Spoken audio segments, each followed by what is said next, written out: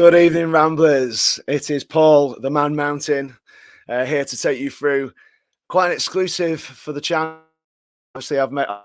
You've seen the thumbnail, hopefully, and you've seen we've got a VIP with us today, Football League Oracle in Mr. Benjamin Bloom. Welcome to the stream.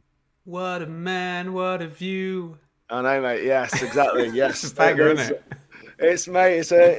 It's catchy.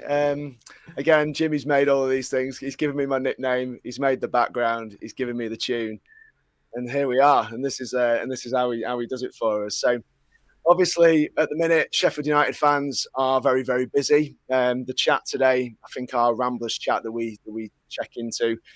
If I leave it for an hour and a half, I'm coming back to the best part of 350 messages. There is a lot of people with a lot to say about the current situation at the club. Obviously, Sheffield, as a city, has been providing Ben with quite a lot of ammunition, should we say, for his streams recently with what's going on at Sheffield Wednesday, and obviously now with United.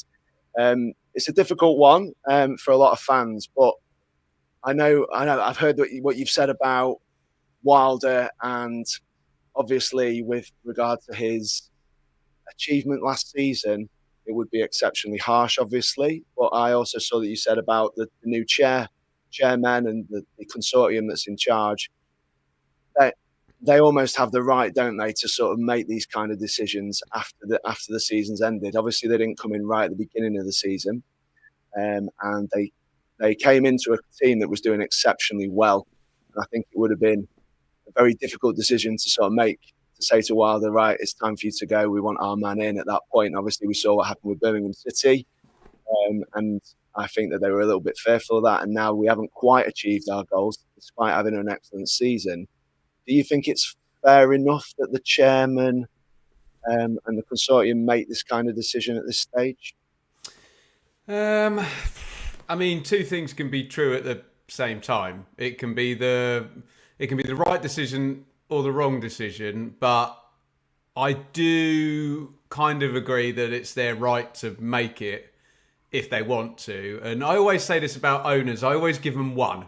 Do you know what I mean? Once you take over a club, and I know we're going to talk about Hull for different reasons later, but if you look at the owner at Hull, he's now on McCann, Arveladze, Rossinia, Seles, and he's got his new guy. So he's now on number 5. So if you get down to that point, you start saying, these guys are making really bad calls in terms of taking managers out. A bit of Watford syndrome, maybe. A little bit of, maybe we didn't quite get exactly what we wanted. Therefore, didn't Watford pull the trigger famously about 4 or 5 times in one season at one point?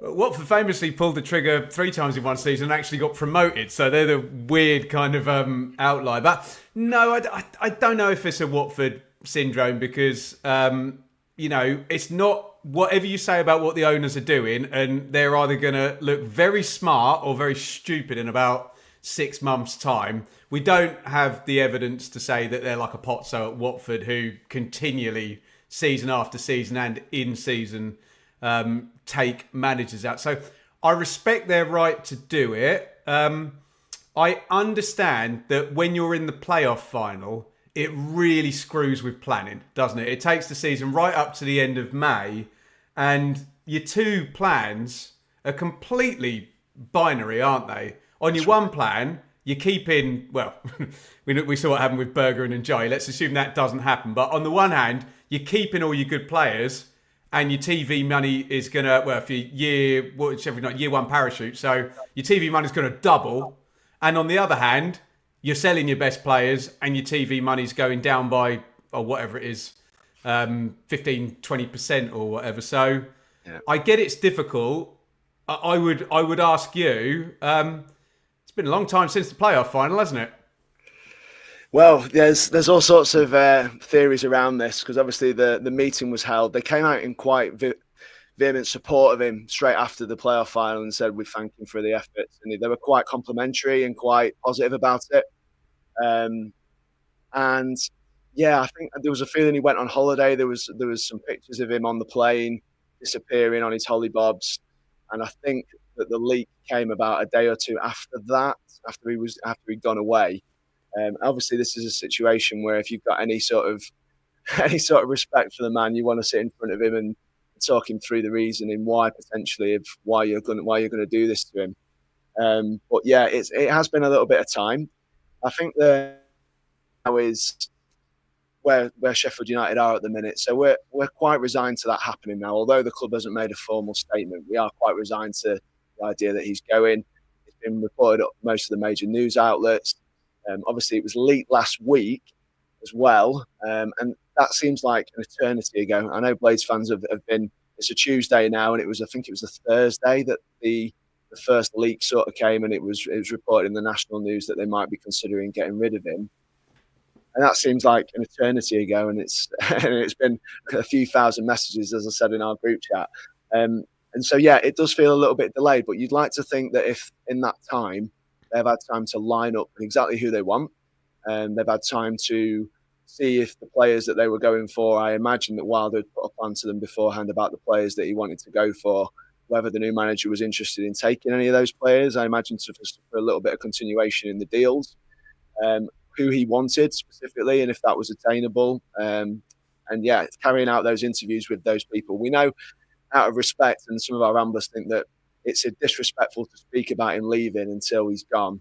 But we know in football that these things are often the seed is planted a long time before the flower grows. So it's kind of a little bit of it's hopeful that when the announcement comes, the new boss is announced straight away. And I think for their own sake, with the fan base, that they would make a couple of what I would call marquee signings fairly quickly.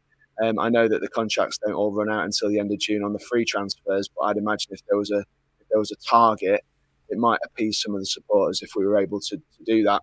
Obviously, still at this point, we don't know who we're losing, and we expect obviously to lose a couple. Anil Ahmedhodzic going into the last year of his contract. The understanding is that we have got saleable assets in Hamer and Vinny Souza, and we don't know what their situations might be, along with Peck and Arblaster. So the midfield, at the moment, it looks a very, very strong midfield that I'd be happy to go to battle with next season, but we don't know what that looks like at the end of the window. The one thing I do know is that they're all on good contracts and they won't be going on the cheap, and that is part of the reason why I think one or two may not disappear. So yeah, it's a tricky one for us at the minute. I saw one of your streams the other day as well, and you mentioned about the leak, and it made me really think about the way that this has been handled, because a lot of people are quite upset about the idea that that it's been leaked to the fans that he might be going. There's half an idea that fans might have been aware of this before the manager had even been spoken to about it, which is baffling, obviously. And I don't want to put words in your mouth, Ben, but you said that maybe you thought that may have been strategic in terms of testing the water, maybe with the fan base on on the feeling towards the decision to get rid of him. Is that correct? Or? That's what I said on Thursday, but I was wrong about that. They weren't testing the water. They were telling you that he was going to be fired and dripping it in. And I mean, look, it's modern football, isn't it? And you're going to give bad news. And do you want the bad news to be a shock, or do you want it to have dripped out gently? And let's be very frank about this. I don't think I'm speaking out of school by saying it's the board that's leaking the stuff. I mean, let's not say, look, leaking implies that someone who shouldn't be saying it is saying it. This is not leaking. This is managed information coming out of a football club to get to a fan base, so that if and when we think Chris Wilder is fired in the next couple of days, this is the third thing that we're hearing, because obviously we heard on Thursday there's going to be a meeting where we're going to discuss whether we're firing Chris Wilder. They were going to fire him the whole time, apparently. Then we hear there's been a meeting, we're going to fire Chris Wilder. So by the time you get to the point where he's actually fired, you've already had the two bits. And look, I'm sure the guys who are watching now in the comments will have their view on it. I know football fans get very, very upset. I mean, I'm old enough to remember Dalglish walking out of Liverpool and just bang, and no one saw it coming, and it's like the most shocking thing in the world. So you tell me how you want your football club to function. I guess the end point of it is exactly the same. He's not their guy. They're getting rid of it. And I mean, we're almost on number 4, aren't we? Because they've obviously briefed, was it Mike McGrath? I don't know who he works for, which outlet he is, but he's already named Ruben Sellis, who we're going to go on to talk about. So look, you tell me as a fan, how do you want your club to disseminate information with the assumption that they've been up front with Chris Wilder and it's already known to him? Well, frankly, I would say that I would personally like to be informed when things are done, because I think as a supporter, I don't think I have a right to understand the inner workings and the whims of millionaires who put all their money into football clubs and all these things. I'm a supporter of a club. I would rather get the information, process the information, and move forward in quite a positive way, because they clearly think this is, like you've said, it's a good decision. Now, it's hard to justify to a lot of people, and an awful lot of people are saying things like this. 92 points, what on earth are we doing? Why are we doing this? Because I think it's a tremendous risk on the part of this board to do this. Now, the reason I think that is because under Chris Wilder, with another transfer window under his belt, and maybe another 2, I believe that we are in prime position to strike again for those automatic promotion spots and be part of a top 6 battle towards. We're going to just quickly push back against that. Yeah. Sheffield United will be a worse team next season player-wise, because that's just what happens to teams when they go from year 1 to year 2. And there is an argument that the league might be better next season. I don't know that. I don't know that to be the case. But obviously all the points went into the top 4 and then there wasn't a lot. And then Sheffield United won lots and lots of games by a single goal, very tight last time. So if I may gently push back against that Sheffield United may have to work very, very hard to be 10 points worse than they were last season. Is that fair comment? Fair. Yeah, it is fair comment. It's my counter to that would be the Leeds situation, where obviously they lost their three of their big hitters, didn't they, at the end of the season last year? Yeah, Gray, Ruter, and Somerville. So Somerville was the main man in the whole division, wasn't he? And I think he's quite a good example of somebody who I think he was regarded as one of the top 2 or 3 players in the whole division. They lost him, and actually by getting Solomon in, obviously that cushioned the blow. It was an amazing purchase for them, or loan for them as it was. But it's I would say that they almost look like a better side this season, having lost a few and obviously gained a few in the other way. So we can say that. Nice trick if you can pull it off.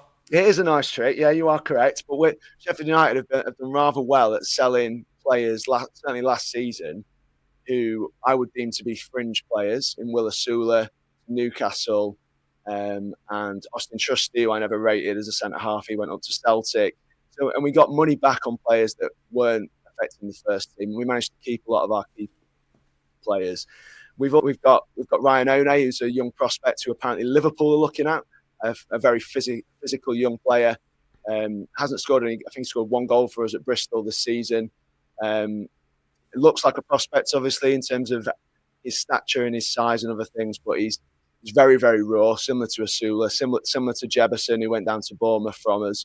And we got up to 15 million quid for him if all terms are met in terms of his success. So I think there is a chance for us to come back just as strong. Now, Ahmed Hodzic, I believe, is going to go.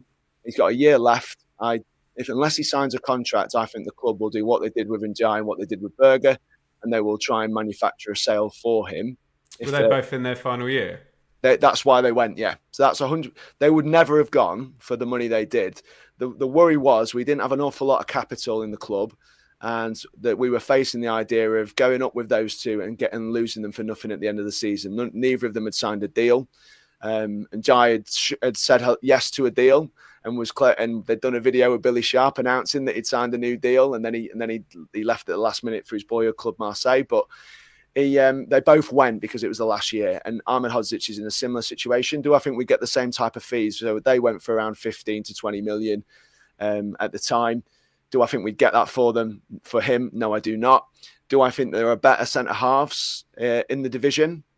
At this level, I think there are players who can do just as good a job, who we could potentially pick up for a much lower price in people like Mepham. So yeah, there's people who could operate at the top of this division for me who may be just as useful as Anel Hamanovic has been to us this season. So I get what you're saying. I understand that it is a fact. It does make a lot of sense if your budget goes down that you are going to have a lesser side. But I also think Wilder's been doing a lot of stuff on the hoof this season. So the players that he's got in had to gel very, very quickly.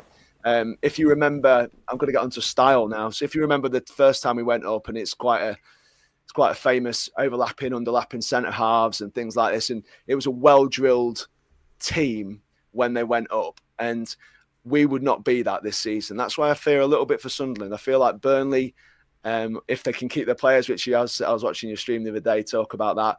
If Burnley can keep their players, their strength is in their defending and how they set up and the centre halves, the goalkeeper, etc. So you feel like Burnley have a method to their play as they go up. You feel like Leeds certainly have improved the type of football that they play. They're more balanced in terms of their team and don't rely on as many individuals as they did before, I think. And I think they've played some really good attacking football this season. I think they've got a slightly better platform than they would have had going up previously. I know that some Leeds fans think like that as well. So I feel like them to have an identity. And I think that's what we've lacked this season a little bit in terms of how we've played. So you were speaking quite rightly about the scratching around for goals and winning games by one goal. That's, like you said, a strength or a weakness. It's either you're not putting teams to bed and you're not dominating, or you're actually showing a bit of backbone and keeping teams out and doing that. And certainly at the start of the season with Harry Suter in the team, we were doing that. So I feel like it might be a blessing in disguise not going up this year. And what they've overlooked is the culture or the method of play that we had, the way that it was drilled into the players. We didn't go up and spend loads of money and finish 9th in the Premier League. We went up with a method that people kind of were like, hang on a minute, what are they doing? And it sort of caught everybody on the hop. But it was a way of playing that we had. And I just don't feel like we've had that this season. There's been a lot of chopping and changing with the players. We've played a lot of square pegs in round holes, and we didn't look like we were ready to go to the Premier League. Even if we add a lot of players to that team, it didn't feel like we were ready to go and go to battle. And in what is becoming not an impossible scenario, but a very, very difficult scenario to go up. So I think that this is a kind of, I want you to talk about Ruben Sellers in a second, because it appears that he's the bookies' favourite to the point where they basically shut the book on it. So they're saying that he is the favourite. There's other names in and around it, but I feel like he's the one that we need to speak about because it feels a lot like that. That is the information that some people have in and around the club. And there's a lot of people saying it's really uninspiring. And I want to hear what you think about Ruben Sellers, Ben. What would you say about him as a coach? Well, the first thing I would say is if Chris Wilder was hard done to be sacked by Sheffield United, I think Ruben Sellers was also hard done to be sacked by Hull. And I think you can cite a lot of the same reasons as to why. When we're talking about Chris Wilder, you're talking about this weird league that we've had for the last 2 seasons where loads of points for the top 4, not great all the way down, and then rising tide at the bottom. And that has done for Chris Wilder at the top, going against 2 teams who scored 100 points. And it's also kind of stitched up Ruben Sellers a bit, because there would have been a lot of seasons where Sellers, who went in at Hull, I think at the start of December, with the points that he put on the board, they would have been well clear in a lot of seasons. But what you've got a mad run from Oxford when Gary Rowett went in. You got a mad run from Derby when John Eustace went in. Stoke had a little spike as well. Portsmouth were brilliant at home, and everything kind of went up, leaving Hull on the final day of the season. And I happen to think that he did a good job at Hull, but we made a few comparisons with Sheffield United and Hull already in the show tonight. And Mr. Illichali, the owner at Hull, is probably not, you don't want these new Sheffield United owners to be that trigger happy, because you now have the example of him taking Liam Rossini out, the team dropping down the table, and Liam Rossini doing a good job in his next job in France. So I think most people, it's still subjective, but most people would say that was a bad decision. But let me circle back to Sellés. I don't know if you can judge the Southampton bits and bobs because he's a caretaker and he was essentially a Premier League manager for a cup of tea. I think what you can say is he did a superb job at Reading. And in terms of managing in absolute bloody chaos, and Chris Wilder, I'm sure you listened to all the press conferences, was telling the Blades fans all season he was managing in chaos. And to a certain extent, Wilder was very good at setting his own narrative and getting his messaging out there. He's not stupid. Yeah. But compared to what Ruben Sellés was managing in under Dai Young, where you almost didn't know whether there'd be a club at the end of the season. You didn't know whether there was going to be a protest, a points deduction coming in. They had embargoes and points deductions in the first season. And he left Reading in League One right on the edges of the playoffs. And they really could have got in there at the last knock-ins in League One. So I like Sellés, but is he better than a guy that knows Sheffield United like the back of his hand and has just put 92 points in season on the board with a deduction of 2?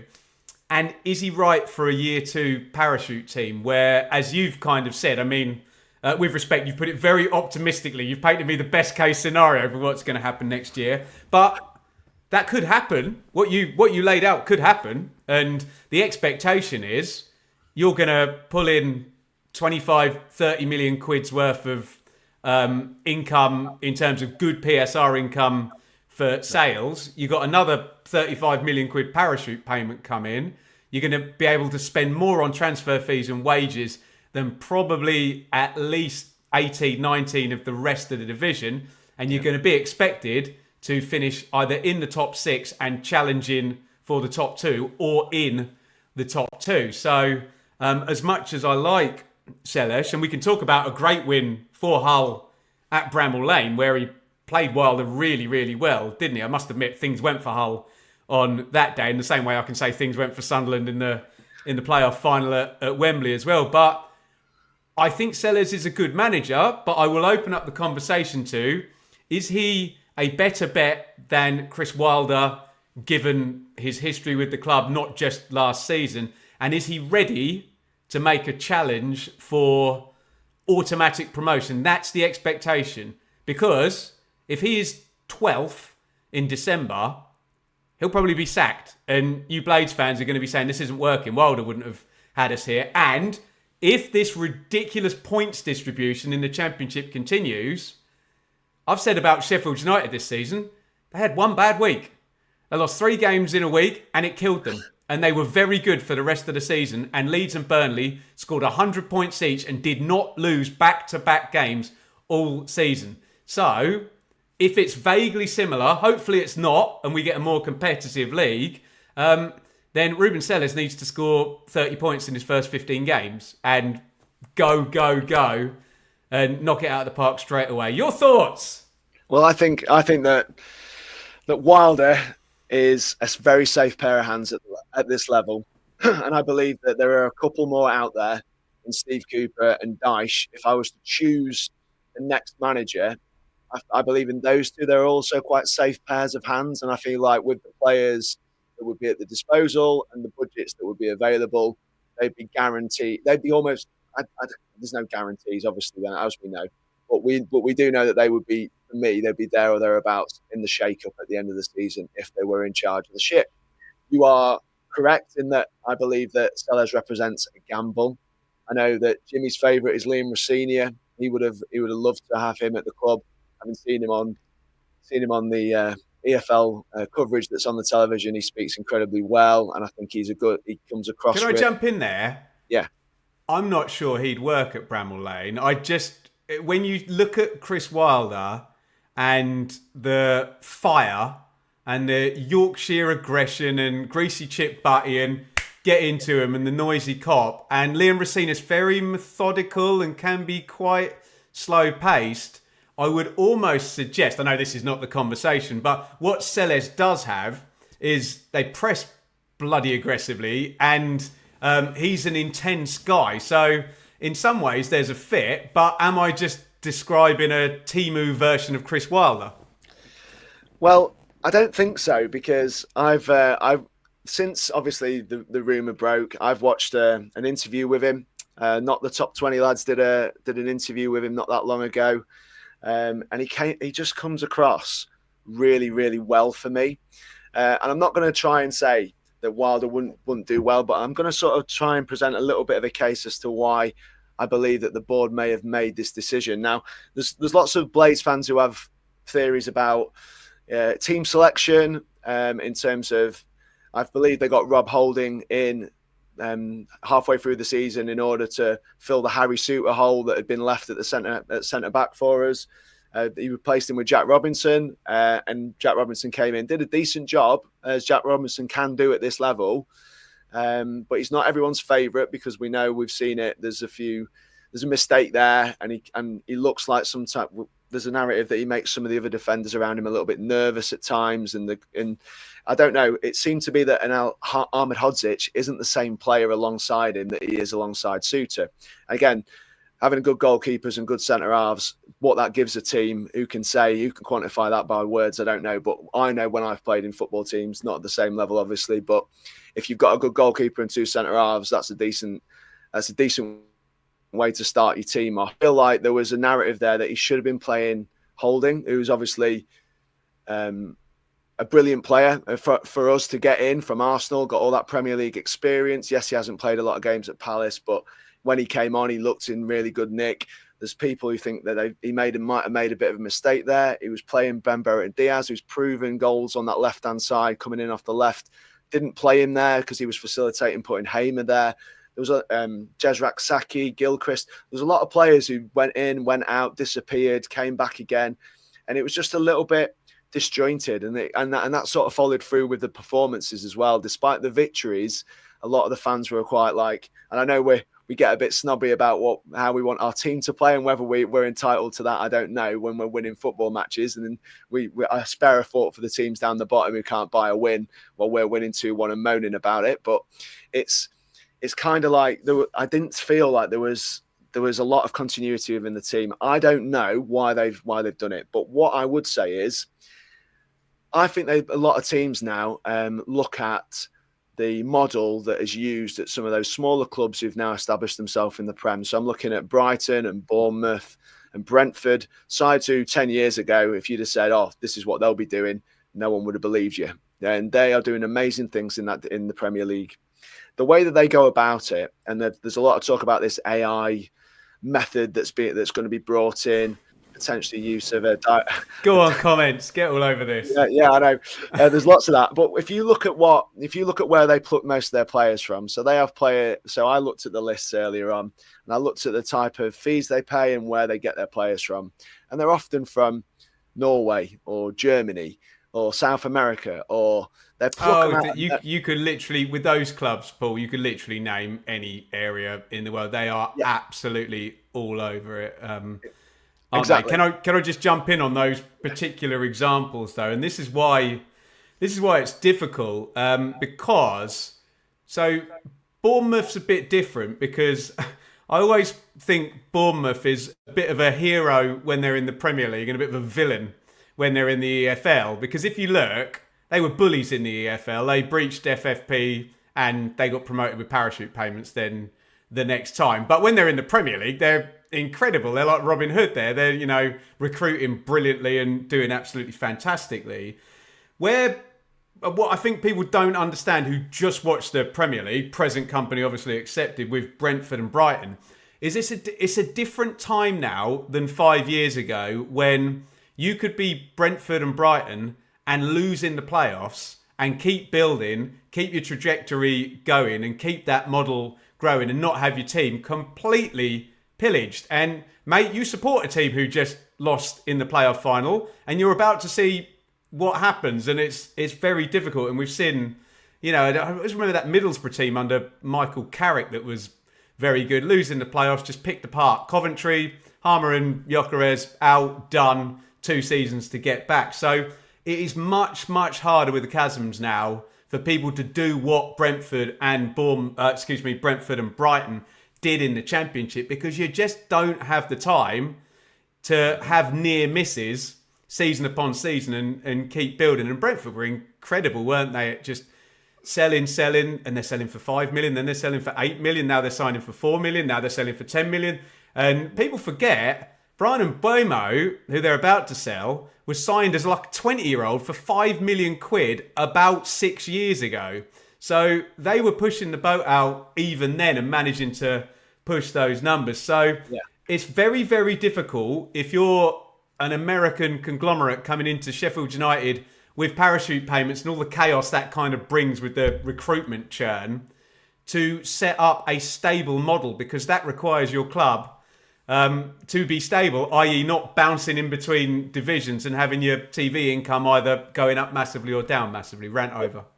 Okay, I hear you, and that's not easy, and it's a conundrum that there's going to be some of the best and brightest in the country are going to be trying to fix over the coming years with the way that teams come up and then aren't competitive in the Premier League. It's bad for the Premier League because as a product it makes it less appealing, I believe, to have teams just the same 3 teams coming up and going down. I get where you are with it. The one thing I will say is I thought that your team, so Ipswich Town, through the recruitment that you did, I was really quite optimistic about your chances of being able to bridge the gap, because I felt like you'd gone for the best of the Championship in the likes of Clark, Smodics, and Greaves, obviously, as well. I just feel like you had the right mix in terms of trying to take players from the big sides who weren't necessarily going to get minutes there and appealing to their agents and saying, come and play for us. You'll get minutes, you'll play every game, you'll have Premier League football, but you'll be exposed to it. The Lap's a great example, obviously, getting him out of Manchester City and doing it that way. Philogene as well you took, and then Hutchinson as well. So all these players, when they're signed, I thought, wow, this looks like they're really going for it. They've signed a lot of good young players, exciting young players who might be able to live and create and score goals at Premier League level. Because I think that's the fear for teams going up, is that actually scoring enough goals and having that attacking threat to be able to go and survive in this league is a concern. And obviously, they had Enciso, who I thought was your best player towards the end of the season from what I was watching myself. You might disagree. But again, that was a loan from Brighton, who picked him up for nothing a few years ago and done it that way. And I thought they've had a really good go at it. Spent about 130, 140 million, something like that was it. And I thought that is having a go for me. That's similar to what Burnley had done the season before when they sort of went and spent a bit of money. Sheffield United, obviously, we were sort of resigned to our fate straight away. I think Sellers is the choice because he is an international manager. He has worked in, I looked at this up, Greece, Russia, Azerbaijan, Denmark, Spain, and England, obviously now, as a coach. I think if they are going to go down this director of football, if they're going to be fishing for players in a similar way to those clubs that I've spoken about, that he's the type of manager that could cultivate those types of players coming into the club, where Wilder's recruitment, I don't want to call Wilder a dinosaur because he's not. He's been very, very astute in a lot of the things he's done. He generally gets his players from the British Isles and surrounding areas. Now, some of our better signings in recent years, Sander Berger, Anil Ahmedhodzic, who was picked up for about 4 million quid at the time, they have been players that have been obviously come from foreign shores. And I think that could be a way that they want to bridge that gap. And the reason for that is, if I had a look at the wages, so I had a look at the wages in the Premier League, courtesy of Topology, Ipswich Town, £34 million in their wages last season, by far and away the lowest. Okay, do you know who's next to you in that? Who do you think might be next after Ipswich? Oh, is it Brentford? My gosh, well done. Yeah, it's Brentford, and then you've got Wolves, then you've got Bournemouth, Southampton, who spent more than them. What was Brentford? Have you got the number there? What for Brentford? It was 41 for Brentford, 34 for Ipswich, Wolves 53. Brentford Bournemouth only spent 41 million on salary last season. That's right. Leeds missed out with a 90 million pound wage bill in the Championship, didn't they? Christ. Mate, that's it. Southampton did 56 up the wall. Brighton, just above that on 62 is what they say. Forest 63, and then the worst of the lot, Leicester City on 65. Well, do you remember when Leicester were relegated, they had a top 6 salary budget, so they've been horrendous in that regard for a long while, haven't they? But they'd have had that Championship team, wouldn't they, where they would have rewarded him with contracts, trying to keep the band together, give him a good deal. You can imagine Vardy's just finished on probably 150 5 million plus. a year. Yeah. Per week. So for that, you can sort of see why, if you're trying to invest in a football club, following the 3 Bs, as I call them, and following their methods of trying to acquire players is the sustainable way for them to move forward. If they're going to go up and stay up, they bring players from nowhere. And yeah, I think Brighton are trying to bridge the gap. They are spending a lot more on these players now than they were 3 or 4 years ago. They are signing guys for 25, 30, 35 million quid who we've never heard of. So they're plucking them out of teams all over the place. The profile is they're all foreign players. They're all of a certain age, somewhere between 20 and 24 usually. So it means that they're going to have resale value, which is part of their model. And I think that is the way that the way that they want to run their club. Now, whether that's doable, whether you can get there, whether you can establish that is a completely different thing. And I'm not saying by doing it that's going to happen.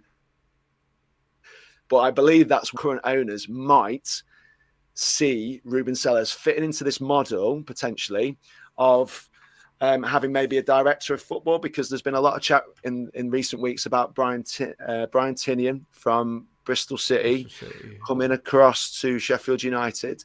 Suppose, Paul, the Southampton model that Sellers would have come through at would have been exactly that. And I know you said Southampton did 56 million up the wall or whatever, but if you wind back, I don't know 10 years, you wouldn't have been talking about Brentford and Brighton. You'd have been talking about Southampton with all of the Bale and Walcott and Van Dijk and Wanyama, and there's always this screenshot that gets posted on Twitter of a Southampton team from about 2012, and you're like, oh my god, I could have got the wrong year there, but you're like, if they'd have kept that lot together, they'd have been in the Champions League. Do you know what I mean? Yeah, you add that to Van Dijk, who came later on, and other things. Yeah.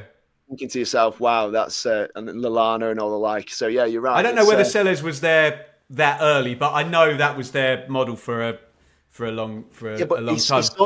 He for me, he sort of fits the profile for someone who can deal with those types of players, maybe. Yeah, look, what you're saying on paper, if it works, it will work. And that's not me being sarky. Yeah, you're gonna take this idea of recruitment and you'll fit in a manager who might work better for that. And perhaps Chris Wilder was a bit old school, and he, Warnock wanting personalities in, and I want 6 strikers in here so I can change it every single game or whatever. Maybe I'm being a bit unfair to Wilder there, but I think in deference to Wilder, you can't say he's not been an innovative manager over times. And I did a lot of, as you well know, you lot were on Sky a hell of a lot last year, so I watched a lot of Sheffield United. I saw him play in many different ways with many different personnels, and often throughout a 3-game week, we'd see 3 different sides playing in sort of different-ish ways. And I've got to say as well, I know they're better stacked than Bristol City, but the way they played, and I know there was the red card, but we all saw how that game was going, and the way they played Bristol City's press and, basically switched it to Harmer every time, and he ripped them a new one. Wilder, he wasn't... No. He wasn't Mick McCarthy, put it that way. Love you, Mick. No, and I agree with you, and I think that's why I'm not, again, using that I'm not saying Wilder's a dino. I don't think he is. I think he gets tagged like that because of the way he represents himself in the press sometimes, and he's part of that old, pragmatic sort of play with what you've got. And mate, I'll say it if you don't want to. There's a massive class bias in football as well. He just comes across as a working class bloke who's English and who's got grey hair, and people then see a Suave, what is Sellers, Spanish or Portuguese or something, and they just assume that one is more sophisticated than the other, whether he is or not. Sound like Sam Allardyce, don't they? Yeah, and I do agree with that. I think he's one that I think Sellers, from what listening to him speak, he's a man who understands football. He's a very clever bloke. He's obviously worked internationally. I think for me, if he's going to fit into this thing, and I was just briefly saying about Tinian, there's a rumor he's come in. People are underwhelmed by it and saying, "What's he doing?" I don't know why that either. But if you look at, again, and I talk about money because I know how important money is in this game of ours, unfortunately. The top three, as it stands, and we talk about Wilder's achievement, the top wage players in the division were, you guessed it, Leeds United. Second place, Burnley. Third place, Sheffield United. And that tends to be how the league pans out. Tale as old as time, mate. Tale as old as time. I know. Yeah. But there's always like you say, an outlier. There's always someone. There's always an Ipswich town. There's a Luton town. There's somebody. There's somebody who will jump in there and do the job. Now he's been at Bristol, and I watched Bristol this season. I was really, really impressed. They came to Bramall Lane and gave us a really good game. Lots of our fans were like, they're an impressive side. Mm-hmm. You look through their side and you think they haven't really got any big hitters. They haven't spent any big money. They've forged the side together. They've improved players. Tinian has to take some credit for that. They finished in the playoffs this season in 6th position. And their budget, believe it or not, is the 21st budget in the division. I'll wait for all the accounts to come out before I go with that. But yeah, if that's true, then fair play. I thought they paid better than that, Bristol City. And also fair play to Oxford and Pompey and Derby then, who are obviously putting the money down. Portsmouth, Plymouth and Oxford were the lowest paid. Were 8, 9, we should say very clearly here, the accounts for this season don't come out until next April. Yeah. So we don't know these numbers to be true, but we do know that the benchmarking figures can get leaked. But That's like you say. That's my caveat to those numbers. It's nothing in stone, but you'd have to admit that Bristol have done an amazing job this season, and they've got players in that side who've improved massively in the past year or two, and they've got saleable assets in that team now. Certainly after the season that they've had, that they wouldn't have had 2 or 3 years ago, in my opinion. So I think that he has to take some credit for that. He's been there as a technical director. And so his stock will be quite high, in my opinion, because I think he's spotted some talent. They've got some good players in that team, and they've come from nowhere. Because, like I've said, I say quite a lot. If you're Bristol, it's the ponds that you're fishing in for these types of players. And there's 15 other teams in this division who can come and gazump you at any point, usually, if you are Bristol. And it's the same for anybody going to the Premier League. There's always going to be 17 sides that if they spot that player first and can double the money. Some of the players that have slipped through Sheffield United's fingers in the last sort of 10 years has been quite scary. Watson at Villa, he was apparently on the way until they went, we'll double your wages and do this and that and the other. So I know what a difference the money does make. But those 3 sides for me are the successful ones, the ones that these owners will be looking at going, how can we replicate? Can we get in the same bracket as those guys? And I just feel like you said, to get rid of him mid-season would have been a massive mistake. To get rid of him after 92 points is difficult, but for the continuation, the bigger picture and the plan, you can only think that is the reason why they've got rid of him, because you certainly can't say that he deserves it after the season that he's had on the pitch. So yeah, I mean, other than that, would he be your choice for Sheffield United? I know you've got a vested interest in Ipswich Town, and will probably be hopefully challenging you guys for the title, as you are massive favourites, by the way, this season with the side that you've assembled and the money that you're going to have. So, who do you think would be the best man for the job, Ben? I mean, Steve Cooper in the Championship does feel, like you said earlier, like he's immediately just going to have a team organised and hard to beat, and probably winning a fair amount of games and points. And what he did at Forest was pretty spectacular. Obviously, they beat the Blades in the playoff semi-final, didn't they, on that run? So I'm a bit of a Steve Cooper fanboy from there. Not sure we're going to see. Are we going to see Sean Dyche drop down, or are we going to see him just wait it out until someone panics in the Premier League? But as you've rightly said, are those jobs going to exist anymore when half of the Premier League had abject, pathetic seasons and were still 20 points above the 3 promoted EFL teams in no danger of relegation? You don't need a Sean Dyche to come in and save the day anymore, apparently. So, look, it's certainly a pivot. It's certainly bold. And I think the one thing we're guaranteed is whether they're stitching themselves up good and proper, the owners here. To use a very crude term, you can't be half pregnant, and they've gone for it. They've not hedged their bets here. They've taken out what would be a very safe pair of hands and done something completely different. And in the most unwise analysis I can ever give you, it's either going to work or it's not. And who the hell knows? But I like the cut of his jib. And, as you've sort of pointed out, Sheffield United should be, there's 3 year 1 parachute teams and they're the only year 2 parachute team. If money talks, that puts them 4th minimum, doesn't it? So they should be up there and they should be challenging. And Leicester points deduction, Will Still doesn't work out. Kieran McKenna goes to Brentford and they're top of the league. So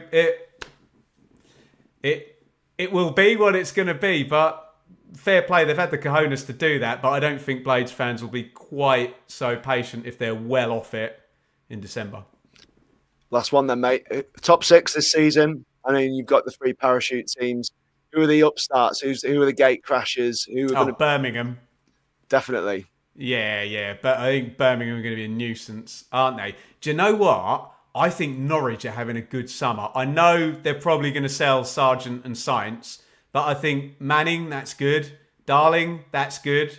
Jacob Wright in from Man City as well. He's like 19 and elite academy. I think add Birmingham and Norwich to the 3 year 1 parachute teams and Sheffield United, and Rob Edwards at Borough. If that was Steve Cooper, I might be saying Borough as well. But yeah, it'd be intriguing to see where Edwards goes for me after what happened with Luton. I've got I don't know if he got himself a job like Borough. I think that'd be a really good job for him at this point, based on what obviously it looks like it's happening. Yeah. So, well, I just want to obviously wrap this up now, and there's topics I could go on with you for ages, Ben. But I just want to thank you for coming on. The view from the mountain through the Blades Ramble. I appreciate your time, obviously, and I know that usually I go through a load of the comments, but obviously I know you've got an appointment, so I've got to wrap this up. But I just wanted to say thank you for coming on, and I'm hopeful that we can do it again sometime. Oh, bless you. Very kind. Absolute pleasure to come on. Have a really good relationship with the Sheffield United fans, really going back to that 2018-2019 season when I didn't have a beautiful baby daughter and I was at 2-3 games every single week, and I saw Sheffield United do some brilliant things, and I've made some brilliant friends as Blades fans. And I mean, if you look at my YouTube channel now, you'll still see lots of kind comments from Sheffield United fans all the time. So really, really do appreciate it. And with that being said, if you're not a subscriber, head over to the Benjamin Bloom football channel and hit that subscribe button. We got a Chris Wilder reaction video already up. And I think, well, not that you want to see it again, but we'll probably stick a clip from this down there talking about Sellers as well tomorrow. So go over and support over there. And yeah, it's a great club. Good luck. Good luck next season, and let's hope these owners are on this side of the fence and they really know what they're doing, rather than they've dropped an absolute bollock with this Wilder thing. So we will find out. Yeah, we will. It's all a bit suck it and see for us, as I'm sure that like I say, just to go back to you on that, Ipswich will be just fine this year. I think they've got no comment.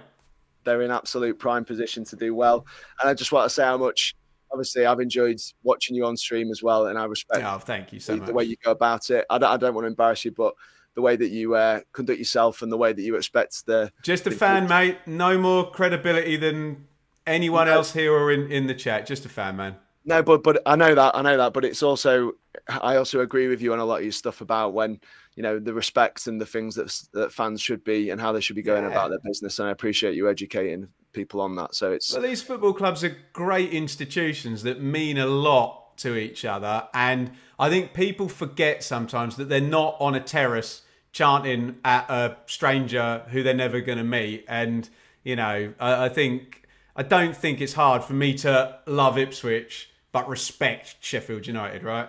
Yeah, that's right. I agree. Well, thank you so much for your time. Ladies and gentlemen, sorry I couldn't get through all the comments today, but please go over to Ben's channel and support Benjamin Bloom channel. That would be fabulous for all of us. And I know there's a lot of us already, and I know there'll be even more after this evening. I just want to thank you for it. All right. Thanks a lot, Ben. Thanks, everybody. Thanks, boss. Take care.